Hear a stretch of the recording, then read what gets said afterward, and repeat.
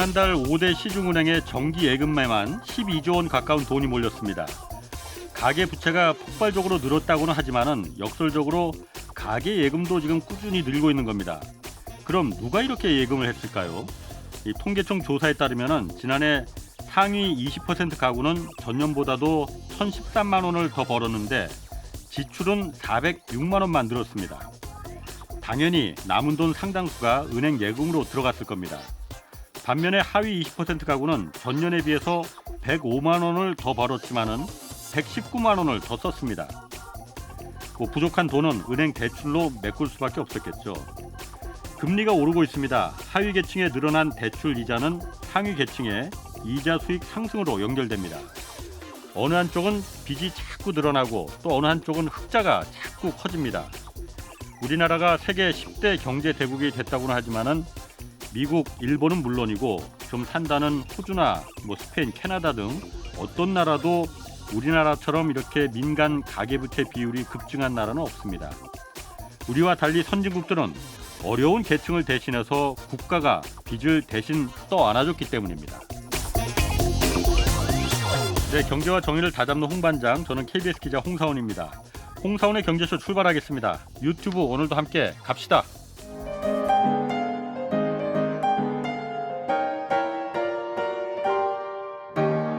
대한민국 최고의 경제 전문가와 함께합니다. 믿을 만한 정보만 쉽고 정확하게 전해드립니다. 홍사훈의 경제쇼. 네, 차기 정부 정책을 수행하는데 재정 건전성 관리가 지금 강조되고 있습니다. 현 정부 5년 동안에 국가 부채가 너무 많이 늘어나서 나라 살림 전반에 대한 관리가 중요하다는 건데 이 내용 오늘 좀 자세히 살펴보겠습니다. 나라가 빚을 져야 국민이 산다 저자시죠. 전용복 경성대 국제무역통상학과 교수 나오셨습니다. 안녕하세요. 네, 안녕하십니까. 애청자로서 영광입니다. 아이고 별 말씀을 오늘 좋은 말씀 잘 부탁드리겠습니다. 네. 자, 먼저 지금 국가 채무 얘기 지금 계속 얘기 나오잖아요. 네. 이게 작년부터 이제 계속 나왔던 얘기긴 하지만은 윤석열 당선인 되면서 이제 그 국가 채무 이 부분에 대해서 좀 제대로 돈을 써야 된다. 국가 재정이라고 함부로 쓰지 말고 이 얘기 계속 나오는데 일단 우리나라 국가 채무가 다른 나라하고 비교했을 때 얼마나 되고 또 이게 증가 속도가 너무 빠르다. 이게 문제다. 이 얘기도 하잖아요. 네. 그 실체가 어떤 겁니까? 대체로 사실과 다릅니다. 예. OECD 국가들을 보면은요. 예. 우리나라 OECD 국가니까 가장 하위 수준입니다. 우리나라가 국가 채무는 부채는 GDP 대비 예. 그러니까 경제 규모 대비 국가 채무 비율이요. 예. 왜 GDP 대비 비율로 계산을 하냐면 GDP가 높다는 얘기는 세수 기반이 넓어서 또 세수를 확보할 수 있으니까 그렇겠죠. 그렇기 때문에 절대 액수로 비교하는 것은 적절치 않고 그래서 경제 규모 대비 이렇게 정부 채무의 비율로 계산을 하는데 OECD 국가들과 비교해서 우리나라는 최저 수준입니다. 구체적으로 살펴보면은요. 우선 이제 OECD 평균을 말씀을 드릴게요. OECD 평균은 130%입니다. OECD 국가들. GDP 비교해서. GDP 대비 국가 채무 비율이 OECD 전체 국가들이. 그다음에 주요국을 보면은요. 호주 92.7%. 2020년 기준입니다. 2021년은 아직 결산이 안 나와서. 그다음에 캐나다는 142%. 프랑스 같은 나라는 146%. 재정 건정성으로는 가장 보수적이라고 하는 독일도 약 79%. 우리나라랑 경제 규모나 인구도 비슷하죠. 이탈리아는 184%.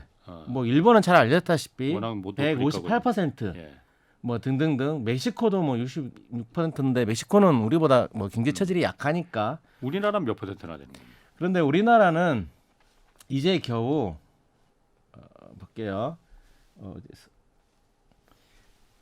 2021년 잠정치입니다. 47.3%. 2020년 기준 아까 OECD와 비교하면 2020년 기준 43.8%입니다. 다른 나라에 비해서 그러니까 훨씬 더 40%대다. 절반 수준도 안 되는 거죠. 그런데 그래서- 그 낮은 것도 낮았지만은 지금 증가 속도가 굉장히 빠르다는 거 아니에요? 그게 문제다 지금 이렇게 말을 하잖아요. 그것도 사실이 아닙니다. 예. 예를 들면은요. 예. 증가 속도가 빠르다는 얘기는 예. 최근에 급격히 증가했다. 특히 코로나 19가 발생을 하면서 예외적으로 우리나라가 적자 재정을 운영했단 말이에요. 예. 그러면서 조금 늘어난 건 사실인데 예. 과거를 보면은 전혀 그렇지가 않고요. 예를 하나 들어보겠습니다. 2010년부터 예. 2020년까지 국제 비교를 위해서 10년 동안 예. 우리나라는 17% 포인트 증가했습니다. 예. 17% 포인트요. 예. 반면에 OECD 국가는 아까 얘기했죠. 전체 평균이 34% 포인트 증가했습니다. 같은 10년 동안. 그러면은 다른 나라는 어떤가? 예. 뭐 아까 얘기했지만은 호주 같은 경우는 51% 포인트 증가했고 캐나다는 37% 포인트, 프랑스는 45% 포인트, 뭐 독일은 조금 줄었습니다. 예외적으로. 이탈리아는 거의 60% 가까이 60% 포인트 증가했고요. 그 빚이 많다는 일본도 53% 포인트, 네. 멕시코도 35% 포인트 등등등. 미국도 36% 포인트. 예. 영국은 60% 포인트 각각 그럼 우리나라 증가했습니다. 그 국가 부채 이 증가 속도가 네. 그렇게 알려진 것보다는 그렇게 증가 속도가 가파르지 않다라는 거는 이해를 하겠어요. 네. 그렇지만은 2026년 되면은 66.7%로 상승할 것이다. 그런 전망치가 지금 나오잖아요. 그러면은 아니 그게 아까 말씀하신 대로 40%대였는데 66%까지 올라가면은 2026년이면 한 4년 뒤인데 그럼 좀 너무 빨리 올라가는 거 아닌가? 그래도 다른 나라에 비하면 좀 작은 거긴 하지만은 너무 빨리 올라가는 거 아닌가? 그런 좀 불안한 감이 좀 들긴 들거든요. 왜냐하면 빚이라는 게 어쨌든 나쁜 거다 이렇게 다들 알고 그 인식이 되잖아요. 저 일단 예. 미래 전망치를 믿을 수가 없고요. 단 한 번도 맞춘 적이 없습니다. 예를 들면 정부가 세수 추계를 했습니다. 1년 전에 예. 우리나라의 세입 추계를 했는데 그게 틀려서 60조나 초과세수가 발생했지 않습니까? 그렇죠. 예. 이런 식으로 추계라는 것은 예. 각각의 상황에 따라 다 달라지는 거기 때문에 예. 일단 믿을 수가 없고요. 그래서 그것을 보지 말자. 예. 그리고 이제 또 과대 추계하는 경향이 있습니다. 그래서 예. 과거 추세를 보자라는 게 저의 생각인 것 같고요. 예. 설사 66%로 증가한다 하더라도 예. 그 예측이 맞아서 증가한다 하더라도 결코 높은 수준이 아니고 예. 그것은 오히려 경제에 이로운 거다. 저는 이렇게 생각을 합니다. 왜 이롭죠, 그게? 이따 말씀을 드리려고 했었는데 예. 가장 간단하게 설명을 해볼게요. 예. 정부가 지출을 하면 그 예. 돈이 우주로 날아가지 않지 않습니까? 물론 그렇죠. 국민을 위해서 국민의 쓰는 주머니에 들어가겠죠. 예. 물론 그게 누구 주머니로 들어가냐는 다른 문제지만 예. 그건 지출을 할 때 잘 계획을 하면 서민들 주머니로 들어갈 수 있다는 거죠. 예. 그다음에 그러면은 남는 문제는 그러면은 서민들의 빚과 예. 정부의 빚을 동률로 볼 것인가 같은 걸로 볼 것이냐. 예. 정부 부채가 그렇게 위험하다면은 서민 부채도 위험한 거 아니냐. 거꾸로 얘기하면은 서민 부채가 위험하다고 생각한다면 정부 부채도 또 달리 생각해야 되는 거 아니냐. 네. 그렇게 생각할 수 있다는 거죠. 그 얘기는 이따가 예. 조금 더 자세히 말씀할 기회가 있을 텐데 하나 더 제가 말씀드리고 싶은 것은요. 예. 이런 게 있습니다. 우리나라 부채의 구조를 또 볼 필요가 있는데요. 예. 부채는 크게 그 두 가지로 나눌 수 있습니다. 하나는 적자성 채무라는 게 있고, 예. 그러니까 생으로 빚을 진 겁니다, 정부가. 네네. 그러니까 국채를 발행을 해서 아. 생으로 빚을 진 게 있고, 예. 또 하나는 대응 자산이 있는 예. 금융성 채무라는 게 있습니다. 막 충당성 채무, 충당 부채를 말씀하시는 건가요? 아니요. 금융성 채무라 해서 예. 그것은 좀 다른 개념이고요. 예. 금융성 채무라는 건 뭐냐면은 이런 겁니다. 전체 채무 중에서 우리나라 전체 채무 중에서 약 30%가 예. 외환 관리를 위해서 채권을 발행한 겁니다. 네. 그러니까 달러를 사기 위해서 국채를 발행했다는 거죠. 네. 그러면은 국채 발행해서 달러를 샀으니까 달러 가지고 있는 거 아닙니까? 예. 예. 그런 것은 그러니까 채권이라 하지만 달러 대응 자산이 있으니까 이거 뭐 별로 문제가 되지 않죠. 그래서 그게 30%나 됩니다. 사실 이것도 떨어진 수치인데 코로나 이전에는 약 35%나 됐습니다. 그러니까 이 대응 재산이 있는 금융성 채무를 빼고 보면은 지금 현재 전체 부채에서 30%에서 35%는 빼야죠. 그런 식으로 건전하다는 거죠. 그래서 그러면은 진짜 적자성 채무는 얼마냐? 63%밖에 안 됩니다. 60% 정도요. 그러니까 2020년 기준, 21년 기준은 63%. 그러니까 우리나라 부채가 그 정부 부채가 그렇게 심각한 게 아니다. 그럼 아까 말씀하신 다른 나라들도 그런 어떤 그 금융성 부채 이거는 빼고 그 다른 나라들 다 마찬가지 기준은 마찬가지일 거 아니에요. 그것도 다 마찬가지로 포함시켜서 국가 부채로다가 통계에 집어넣는 걸 거 아니에요. 그렇죠. 그런데 우리나라가 그렇게 유달리 뭐 그렇게 그 금융성 부채가 30%라는 게 다른 나라에 비해서 유달리 그렇게 많은 겁니까? 그러면은? 제가 그 통계는 확인해 보지 않았지만 우리나라의 이 금융성 채무가 비중으로 봤을 때 금융성 채무가 높은 것은 사실입니다. 그러니까 외환을 대비하기 위해서 우리가 뭐 IMF 트라우마도 있고 그러니까는 그 부분에 대해서 아무래도 좀 미리 대비를 하는 게 있을 것 같고. 그게 왜 그러냐면은요. 이런 겁니다. 우리나라는 예를 들면 코로나 대응을 어떻게 했는지를 보면은요. 정부가 직접 재난지원금이든 보조금이 등을 지급한 게 아니고 빌려줬잖아요. 그렇죠. 주로 빌려줬습니다. 우리나라는. 뭐 물론 직접 지원한 것도 있지만 주로 빌려줬습니다. 그럼 빌려준 것은 정부 입장에서는 채권이지 않습니까? 그러니까 대형 자산이 있는 거죠. 언젠가 회수할 거니까. 그런 식으로 우리나라는 집행을 해왔는데 다른 선진국들은 그렇게 하지 않았다는 거죠. 지금까지. 그렇기 때문에 그 대응 자산이 다시 말해서 그 금융성 채무 비중이 그렇게 크지가 않습니다. 더 이건 참 우픈 얘기인데요. 우리나라 정부는요. 그러니까 빚을 졌으니까 빚을 이자를 지급하고 그다음에 금융성 채무에서 자기들이 가지고 있는 자산으로부터 이자 수익을 얻지 않습니까? 그렇죠. 그러면 흑자입니다. 정부가 이자를 지급하는 것보다 이자를 받는 게 더 많습니다. 그 정도입니다, 우리 정부가. 그리고 아까 제가 좀 또 하나 궁금한 게 정부가 국채를 발행해서 그 빚을 진다 하더라도 그게 다 국민을 위해서 쓰는 거기 때문에 그렇습니다. 문제가 안 된다라고 하지만은 이런 얘기 하거든요. 그게 바로 현재 세대를 위해서 이 정치적인 어떤 그 예산이나 재정 집행을 통해서 미래 세대다 부담을 떠넘기는 거 아니냐. 그렇기 때문에 현재 세대의 재정 건전성이 그래서 필요한 거다. 미래 세대를 위해서 부담을 떠넘기지 않기 위해서. 그렇게 얘기하잖아요. 많이 얘기하죠. 그 부분에 대해서는 어떻게 그러면? 그건 말도 안 되는 넌센스입니다. 그게 왜 말이 안 되죠?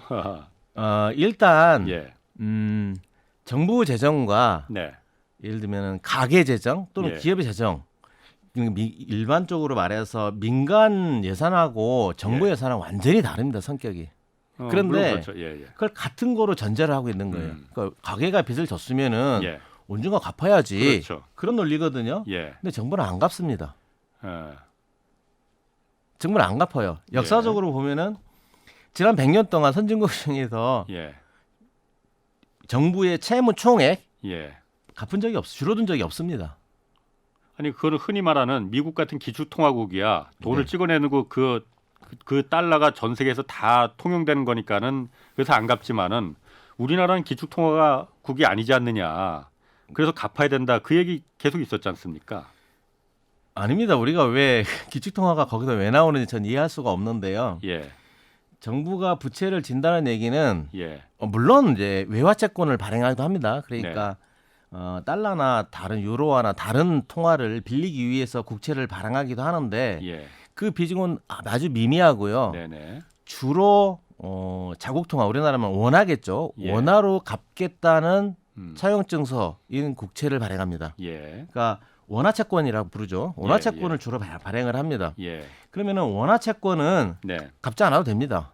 아니 갚더라도 원화로 갚으면 되는데 사실 실제로는 갚지 않고요. 차환이라고 해서 새로운 국채를 발행해서 줍니다. 그렇죠. 근데 이건 이렇게 생각해 보면 되는데 한국은행이 본원통화를 발행을 해서 한국은행한테는 본원통화 발행을 하면 그게 부채로 잡히거든요. 네. 대체조폐상에 부채로 잡혀 있어요. 한국은행. 근데 한국은행이 나중에 갚아야 되니까 본원통화를 발행하면 안 된다 이런 얘기 안 하지 않습니까? 물론 그렇죠. 그런데 국채와 한국은행 본원통화는 같은 겁니다. 이게 좀 설명이 필요한데요. 이건 꼭 알아야 될 것 같아요. 이건 꼭 알아야 될 그 잘못 알려진 상식인데 좀 설명을 좀 길게 드려볼게요. 저 최대한 이해하기 쉽게. 첫 번째 우리가 이해를 해야 되는 것은 세상에는 두 가지의 종류의 돈이 있습니다. 우리가 잘 모르지만 소위 흔히 본원통화라고 하는 중앙은행이 발행하는 우리나라는 한국은행이죠.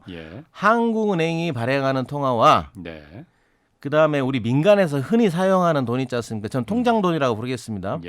그 통장돈이라는 게 엄격히 구분이 됩니다. 본원통화는 중앙은행만 발행하는 거고 민간 통화는 민간은행이 발행합니다. 우리 잘 몰랐죠. 그냥 우리 흔히 이제 신용을 통해서 그렇죠. 발행하는 그 신용이 돈을 바로 그 민간은행이 발행하는 통화고 우리는 주로 그걸 사용을 합니다. 그리고 우리가 유일하게 볼 수 있는 본원통화는 지폐밖에 없어요. 근데 지폐는 우리 거의 사용하지 않지 않습니까? 그러면은 이게 왜 같은 거냐면 왜 그러냐면은 본원통화는 어디에 사용하냐면은 그러니까 그걸 지급준비금이라고 흔히 부르거든요. 그런데 지급준비금은 언제 사용하는 거냐면 이런 겁니다. 그러니까 제가 기자님한테 이체를 했어요. 그러면은 은행들끼리 거래를 하지 않습니까? 저는 국민은행 사용하고 기자님 신한은행을 사용한다면은 국민은행이 저 대신에 신한은행한테 돈을 넘겨주잖아요. 넘겨주는 돈은 통장돈이 아니고 반드시 중앙은행이 발행한 지급준비금입니다. 그 지급준비금이 있어야만 그걸 결제라고 하는데요. 결제를 할 수가 있어요. 그러니까 은행들끼리 이렇게 이체할 때 사용하는 돈, 그러니까 최종적으로 결제라고 그러죠. 지급이 아니고 결제용으로 지급준비금이 꼭 필요하고요. 또 하나는 뭐가 있냐면은 이걸 꼭 이해해야 되는데 또 하나의 중요한 지급준비금의 용도가 뭐냐면은 정부가 지출을 하거나 세금을 거둘 때 지급준비금으로 걷습니다. 예를 들면 제가 은행을 통해서 세금을 납부를 한단 말이에요. 그러면은 은행이 저 대신 세금을 내줘요. 근데 은행이 세금을 납부할 때에는 지급준비금으로 그 정부 계좌로 넣어줍니다. 은행이 만든 통장돈이 아니고요. 그래서 은행은 지급준비금이 필요하죠. 반대로 정부가 지출을 할 때에도 지급준비금으로 지출을 합니다. 지급준비금으로 지출을 하면 은행이 그걸 받죠. 일단 지급준비금을. 그런 다음에 고객의 계좌에 통장돈을 찍어줘요. 숫자로. 그게 우리가 사용하는 통장돈입니다. 자, 그러면은 여기까지 이해되셨죠? 그러면은 아까 뭐라 했냐면은 정부하고 거래할 땐 정부의 거래는 국채를 발행하든 지급을 하든 세금을 걷든 지급준비금이라는 중앙은행 통화로만 그게 이루어진단 말이에요. 그러면은 국채를 발행을 할 때 그럼 국채에 대한 대금은 뭘로 받겠습니까? 국채에 대한 대금은 지급준비금이겠죠. 그럼 지급준비금 누가 발행하는 겁니까? 중앙은행이 발행하죠. 그래서 중앙은행이 지급준비금을 발행하지 않으면 국채는 유통될 수가 없어요. 발행할 수가 없어요. 그러니까 뭐 그러니까 정부의 국채나 지급준비금이나 같은 거라는 거죠. 다만 다른 점은 본원통화에는 이자가 지급되지 않고 국채에는 이자가 지급이 된다는 거죠. 그 차이만 있지 사실 그래서 국채나 본원통화랑 같은 거예요. 아니 그러면 이렇게 당장 그 반대 질문이 들어올 수 있을 것 같은데요. 만약 그렇다면은 그렇다면 그 국채를 마음껏 찍어도 갚지 않아도 되는데 그럼 우리나라 그 정부는 특히 기재부는 왜 그렇게 그럼 국채를 발행하는데 그 소극적이냐? 갚지 않아도 되는데. 뭐 그 속마음을 제가 어떻게 알겠습니까? 근데 뭐 두 가지 가설이 있는데요. 예. 하나는 주류 경제학 교과서에서 예. 그렇게 가르쳐요. 그러니까 정부의 부채도 예. 반드시 상환을 해야 된다. 예. 그리고 정부도 파산할 수 있다. 예. 이렇게 가르쳐요. 예. 두 번째로는 물론 이제 정부의 그 부채가 과도하면 또 정부가 시장에 많이 개입을 하면 예. 경제적 효율성이 떨어진다 하는 부정적인 이런 것까지 가르치고요. 그래서 이 교육의 효과가 아닐까, 기재부 공무원들이 믿는 경제학이 그런 게 아닐까라는 하나의 의심이 있고요. 예. 또 하나는 뭐 어떤 다른 신념, 정치적인 신념이 있지 않을까, 뭐 그런 생각도 하고, 그건 제 생각은 아니고요. 예. 시중에 그런 두 가지 가설이 있는데 저는 개인적으로 둘 다가 아닐까라는 생각을 합니다. 어쨌든 그러니까 그 우리나라 지금 국가 부채라는 게 일단 양쪽으로 봐도 그렇게 높은 편이 아니고 증가 속도도 빠르다고 하는데 빠른 편이 아니다. 다른 나라에 비하면은 상대적으로 이런 얘기인 거죠. 네. 그렇고 아까 미래 세대 부담론과 관련해서 예. 정부의 부채는 절대 미래 세대의 부담을 떠넘기는 것이 아니다. 예. 그 이유가 첫 번째 이유가 원리적으로 정부는 부채를 갚지 않는데 채무를 갚지 않는데 그 이유는 왜 그러냐면은 중앙은행이 한국은행이 나중에 갚을 거 두려워해서 본원통화 발행하지 않는 것과 같은 원리다. 이렇게 말씀을 드렸고, 두 번째는 더 중요한 게 뭐냐면은 정부가 현재 빚을 지더라도 지출을 하는 것을 그 혜택은 미래 세대도 같이 누립니다. 지금 현재 빚을 그럼요. 예를 들면 뭐 그 기자님께서도 뭐 평소에 지지하시는 걸로 알고 있는데 정부가 빚을 져서 사회주택을 대량으로 공급했다 한번 생각을 해보죠. 그러니까 기존에 사회주택이 공급이 안 됐던 것은 LH의 논리가 그거였거든요. 야, 땅을 개발을 했는데 이것을 팔지 않으면 자금이 훼손되지 않아서 땅에 묶여서 다음 택지 개발을 못하니 어쩔 수 없이 민간에 팔아야 되겠다. 이게 논리였었거든요. 그럼 그 정부가 인수하면 되지 않습니까? 국채 발행을 해서. 근데 그게 안 된다는 거죠. 왜냐하면은 그 정부 부채는 나쁜 거니까. 그런 논리였던 거죠. 근데 왜 그래서 충분히 만약에 정부 부채의 성격이 그런 게 아니라 한다면은 정부가 그렇게 했다. 그러면은 사회주택이 늘어나고 저렴한 그래도 주거 안정, 가격의 안정이 아니고 주거 안정이 늘어나고 그 혜택을 누가 누립니까? 모두가 누리는 거죠. 미래세대까지 합쳐서 포함해서. 더 쉬운 예로는 인프라. 지금 미국은 난리죠. 인프라가 낡아서. 그래서 엄청난 양의 인프라 재투자를 지금 진행을 하고 있는데 뭐 우리나라는 상대적으로 인프라 투자가 잘 돼 있어서 그리고 낡지가 않아서 좋은 편인데 그 인프라 투자의 효과를 미래세대 누리죠. 그 다음에 인프라 때문에 경제의 생산성이 증가해서 더 양질의 경제가 미래세대에 전달이 된다면 그 혜택을 미래세대가 누리는 거죠. 그래서 빚은 없고 그다음에 그 부담해야 될 것은 없고 혜택만 있다라고 생각을 합니다. 그럼 아까 그 왜 기재부 공무원들은 그럴까? 그 심리를 물으셨는데 그 마음을 여쭤보셨는데 그건 모르겠고요. 결과는 확실합니다. 결과는 분명하죠. 뭐냐면은 정부가 부채를 지지 않음으로 해서 그 이익은 고스란히 서민이 아니고 기업한테 가더라. 예를 들면은 좀 전에 말씀드린 것처럼 사회주택을 정부가 채무를 좀 지더라도 사회주택을 공급했더라면 민간 뭐 건설 관련 건설사들은 시행사들인 건설사들은 수익이 줄어들겠죠. 손해겠죠. 그런 식으로 이 이익은 국민들이 가겠죠. 그런 식으로 어쨌든 결과는 항상 민간 기업 또는 부자들이 보더라. 그게 제 생각입니다. 결과는. 그게 교수님만의 생각입니까? 아니면은 일반적으로 다 그 인지하는 그런 생각입니까? 이게 간간이 있었어요. 이게 사실 이런 이야기가 그 흘러나오기 시작한 게 언제냐면은 공교롭게도 자본주의 본산은 2008년 아예 그 글로벌 금융 위기 때였어요. 예. 그래서 글로벌 금융 위기 때 공항 전문가였거든요. 당시 벤 베난키 연준 의장이 예. 공항 전문가였었는데 그분은 그 미국의 1929년 대공황이 네. 왜 그렇게 거대하게 뭐 장기적인 불황으로 이어갔는지를 예. 연구를 했던 분이에요. 그분에 예. 대해서는 이제 세계 최고의 권위자라고 다들 인정을 하는데 예.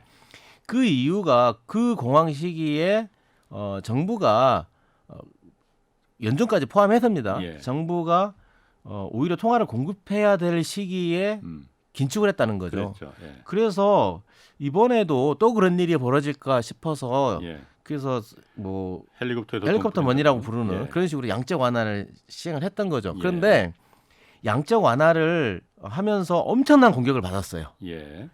좌우에서 다.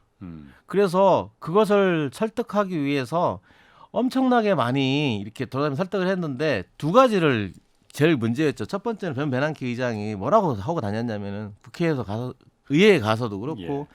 심지어는 방송에 출연해서도 그렇고 첫 번째는 어떤 의심이 있었냐면은 그 양적 완화하는 돈이 세금 예. 아니냐 예. 이런 오해가 있었거든요. 예. 그래서 아니다. 예. 그냥 키보드로 두드려서 만드는 돈이다. 예. 그것을 엄청나게 설명해야 됐었죠. 예.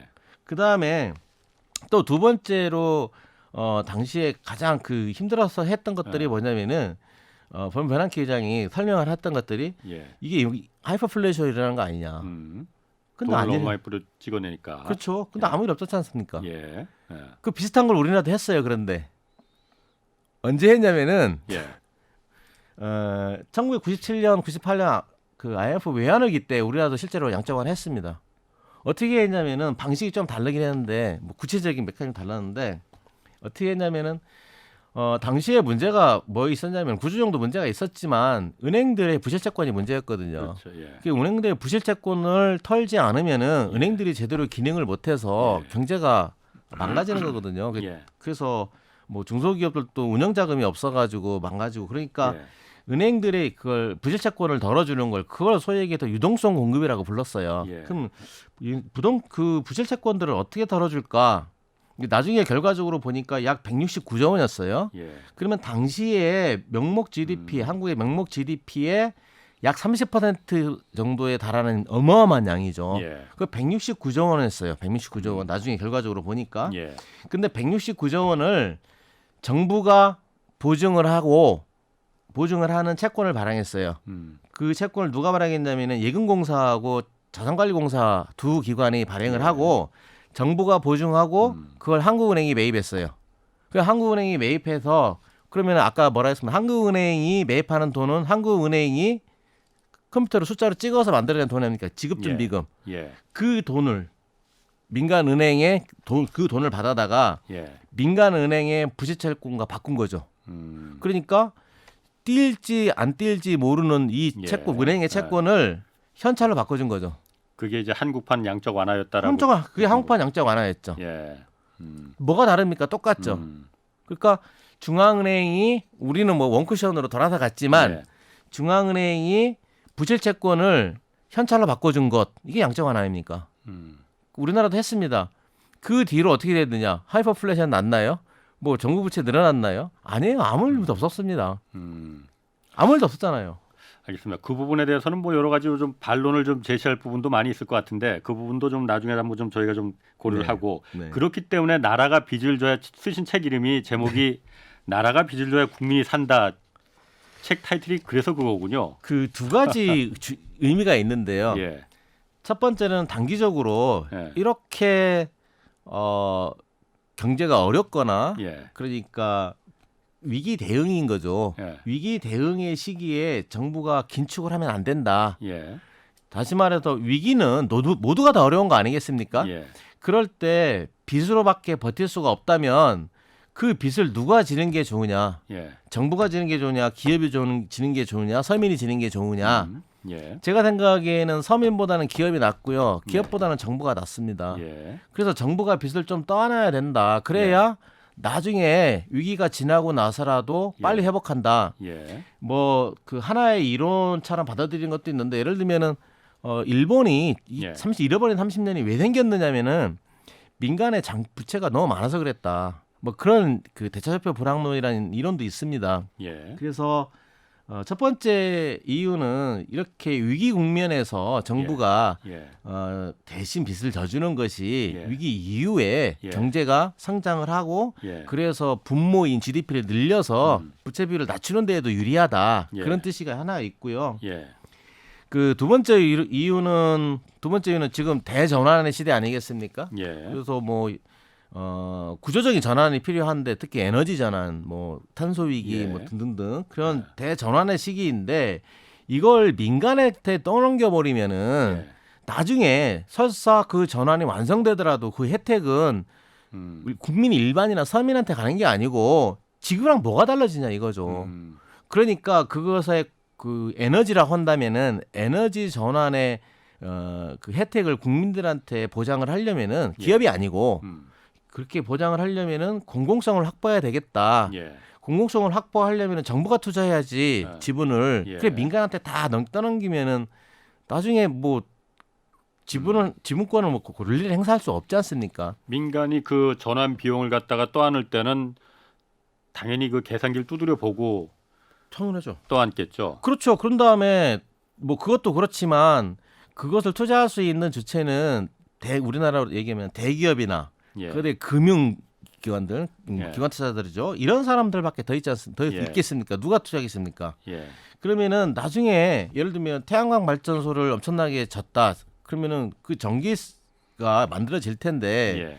그 전기로 민간 기업들 배불릴 일밖에 더 하겠습니까? 그러니까 그런 대전환의 시대인데 예. 그 대전환 이후에 그 편익을 국민들이 누리려면은 정부가 나서야 된다. 예. 그런데 정부가 돈이 없다고 그러니 예. 빚이라도 지어야 된다라는 게 또 하나의 두 번째 이유였고요. 세 번째는 좀 더 근본적인 이유입니다. 아까 말씀드렸지만 우리가 사용하는 일반적으로 우리 일상에서 사용하는 돈의 대부분은 빚입니다. 민간 은행한테 지는 빚이에요. 예.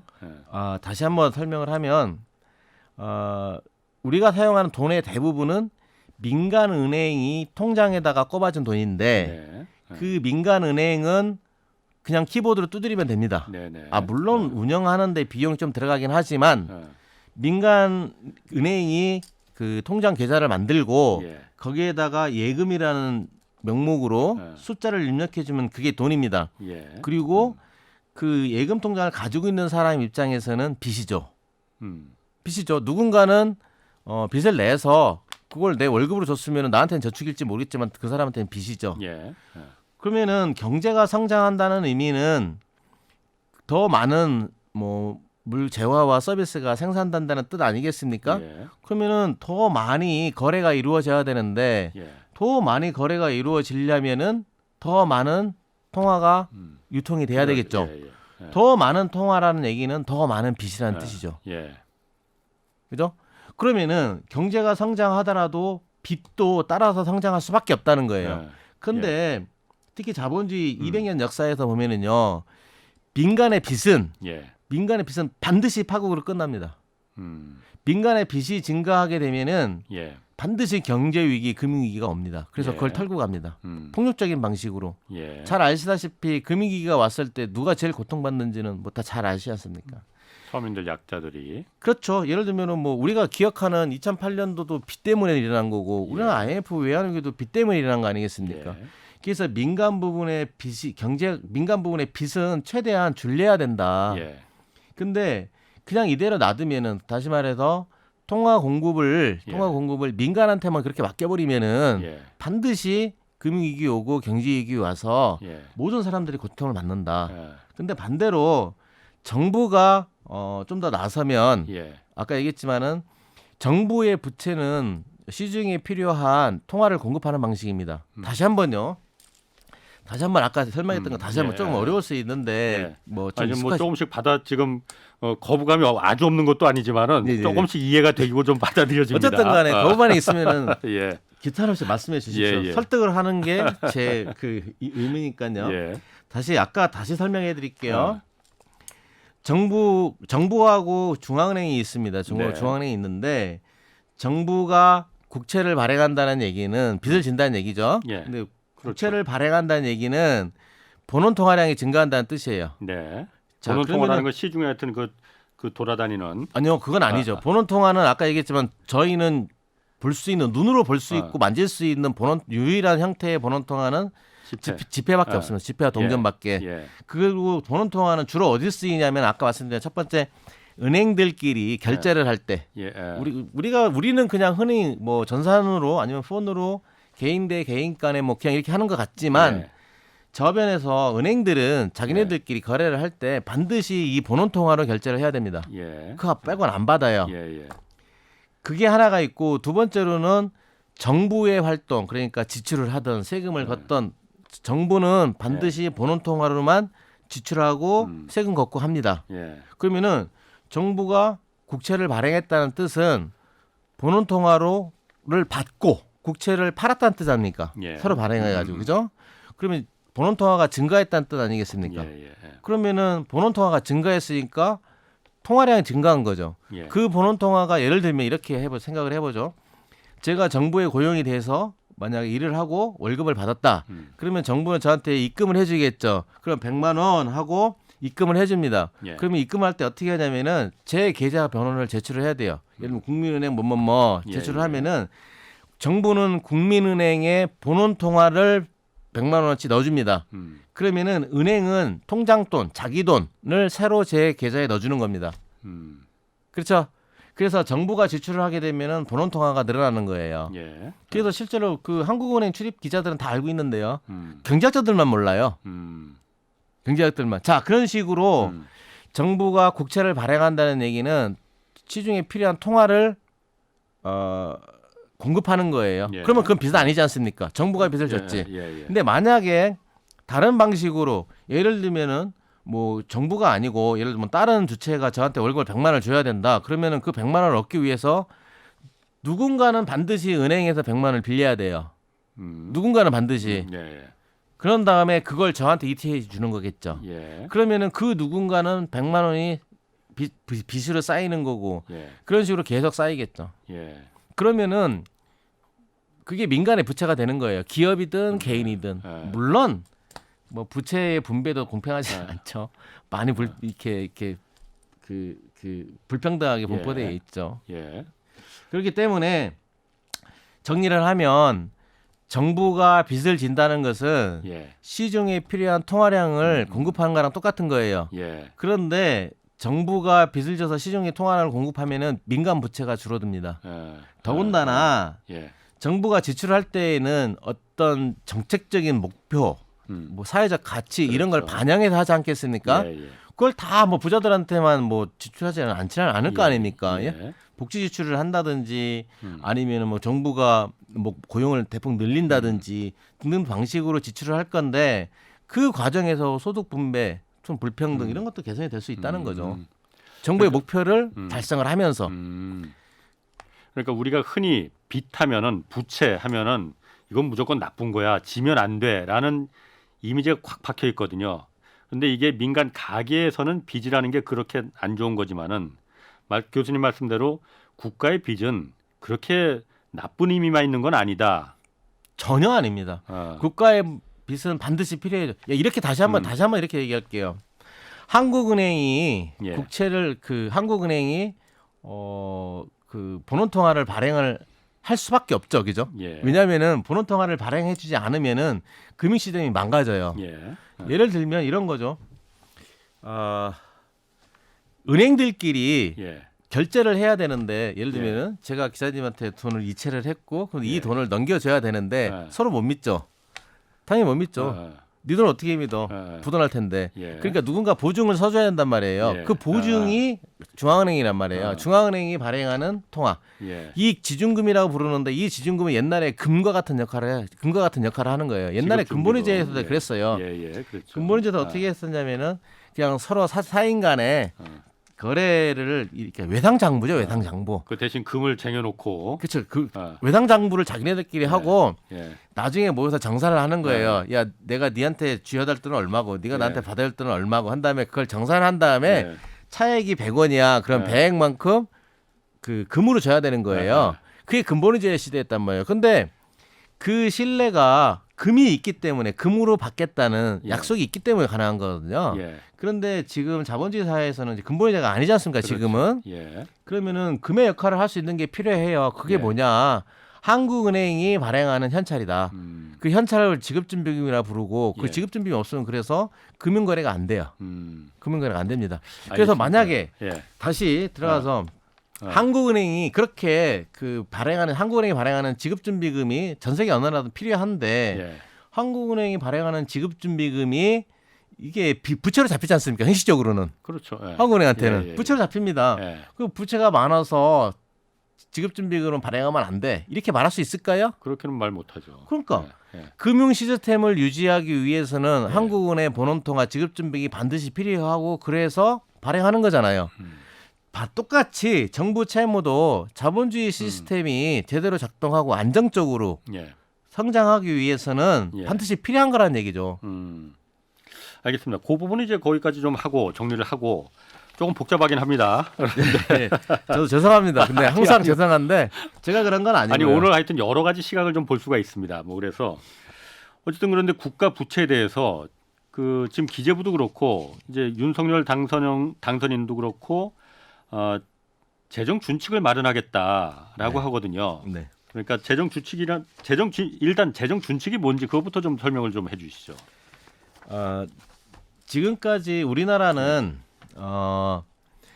뭐 해마다 겪는 건데 예. 9월 되면은 기획재정부에서 예. 내년도 예산안을 만듭니다. 열심히 만들잖아요. 예. 그런 다음에 그것을 그렇죠. 뭐 의회에다가 넘기면은 국회에서 심사를 하죠. 그렇죠. 예. 국회에서 12월 초까지 예. 승인을 해야 되지 않습니까? 예, 뭐 예. 삭감하기는 하는데 증액하는 권한은 못하죠. 없어요. 예, 증액을 예. 못합니다. 예. 여튼 간에 우리는 미국은 증액은 가능해요. 미국 우리나라는 가능합니다. 증액이 불가능하지만. 네, 그렇죠.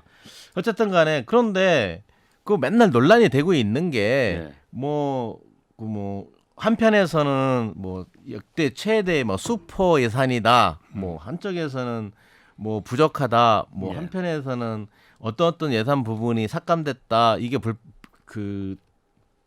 잘못된 거 아니냐. 뭐 예. 이런 식으로 얘기를 하거든요. 계속 예. 논란의 근저에는 뭐가 있는 거냐면은 이걸 기재부가 재량으로 한다는 거죠. 재량으로 결정한다는 거예요. 예.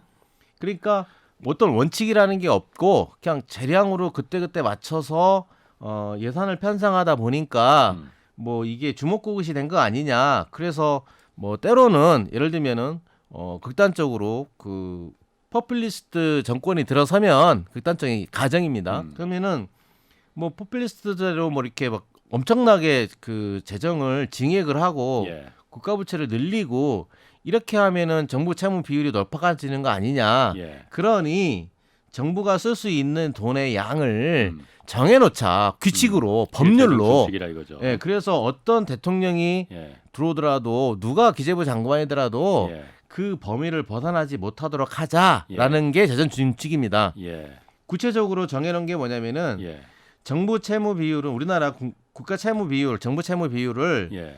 최대 60% 이상은 넘지 않도록 하자. 물론 아직 여유는 있습니다만 예. 60% 넘지 않도록 하자라는 게 하나가 있고 또 예. 하나는 예. 연단으로 GDP 대비 마이너스 3% 이상 적자는 허용하지 말자. GDP 대비 마이너스 3% 네.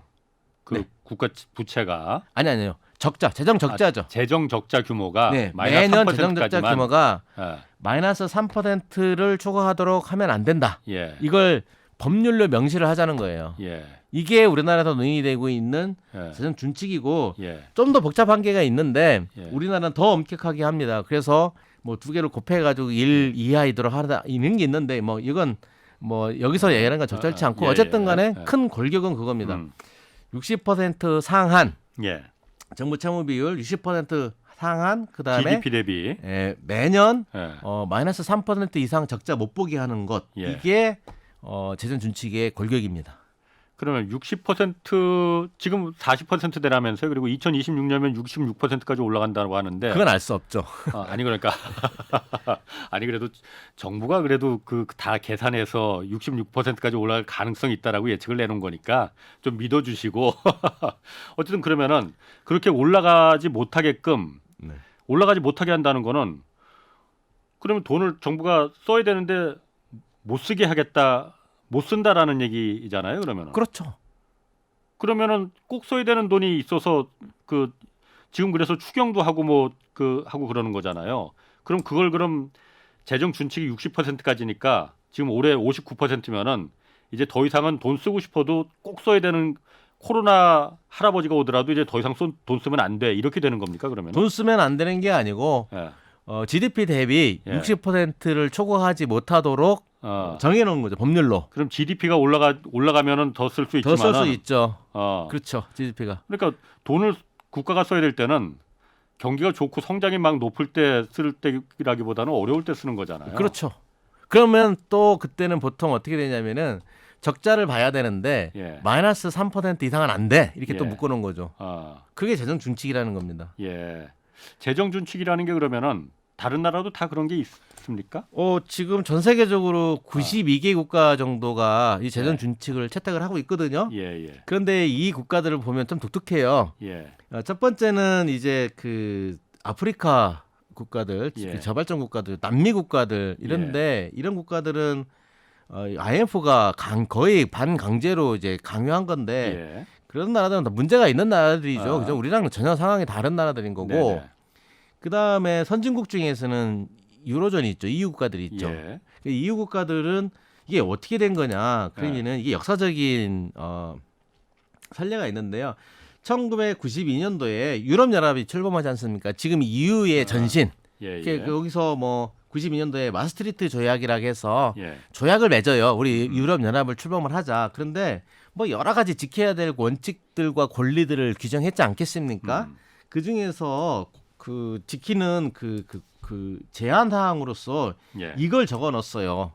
60% 상한 마이너스 3%안 돼. 예, 예.